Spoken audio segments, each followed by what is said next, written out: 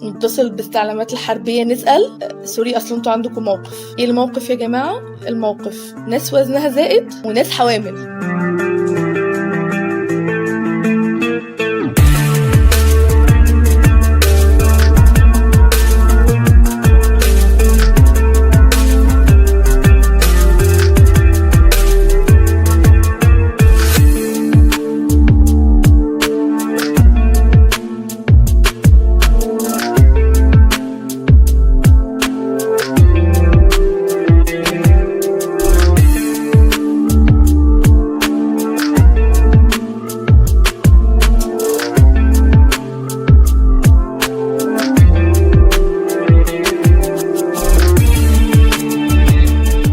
بتستبعدني عشان ايه؟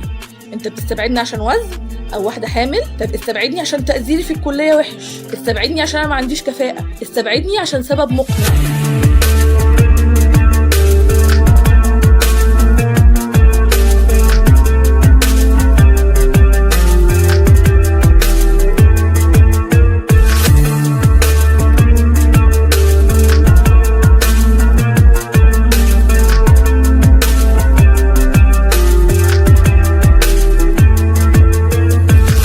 احنا وصل لنا اخبار ان في بنات اجهضت نفسها عشان تقدر تتقبل في المسابقه. انت لك ان تتخيل ان واحده تضحي بضناها عشان تتقبل في المسابقه عشان هم مستبعدين الحوامل.